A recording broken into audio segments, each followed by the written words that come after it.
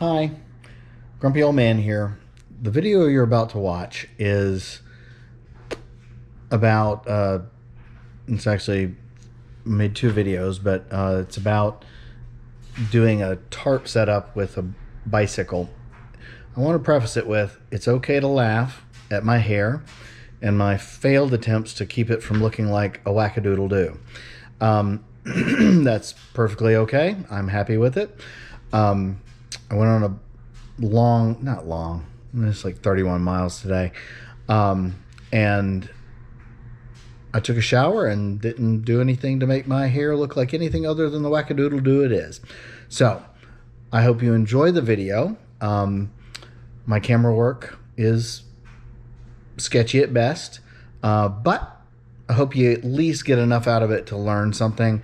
At some point I might try to do it with, some quality in mind, but I got hot and sweaty and I wasn't interested. So enjoy.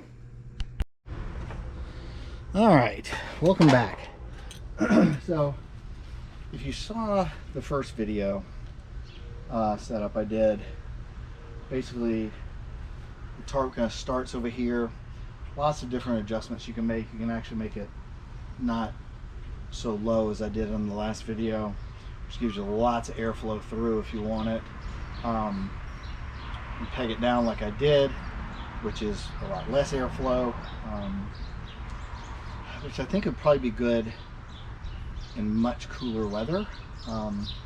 But anyways, full disclosure, that end is the same setup I had in the previous video, and I just scooted the bike forward so that I can get this and not have to make you watch me grunting and groaning and sweating, which I do a lot of both. I guess it's three things: grunting, groaning, and sweating. So I'm basically getting the midline most of the way, like down the bike. Now, I'm not sure how I feel about this. I've never done this before. I might go out a little bit. So I've come out a little bit on my rope.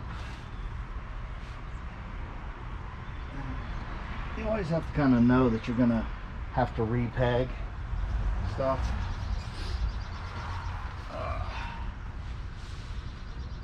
Being gentle so I don't accidentally pull the bike over. After I shut off the camera, the whole thing my bike just flopped over as soon as I undid.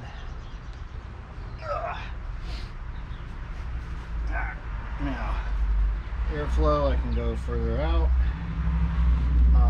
or I can even tie it up. I don't know if you can see me, but the airflow never hurt anybody. I guess that's not true, but anyways. Now, I meant to put more tie outs on these, so you could tie that out, then you just have like a nice little hutch. Again, you're gonna do lots of crawling, but you've got one side you can put all your gear on, another side for you. If there's two of you, one can sleep on one side, one can sleep on the other. I don't know exactly where you can put your other person's bike, assuming they've got one. If you want to do a flying setup,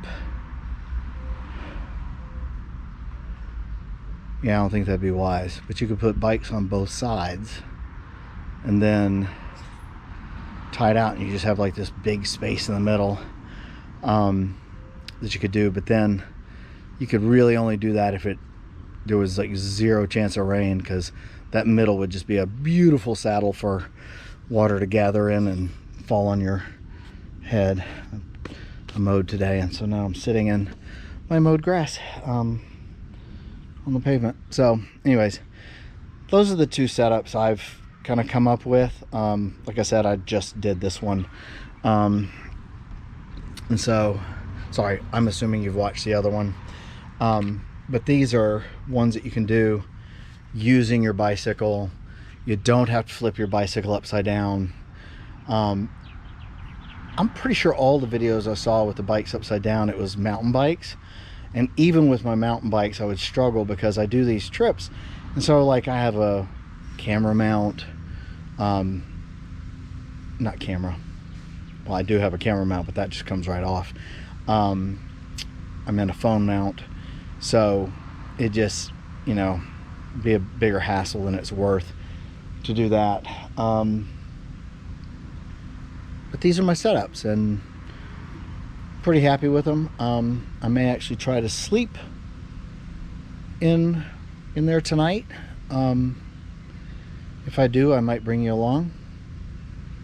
I might not. We'll see. I'll talk to you later. I'll see you down the trail.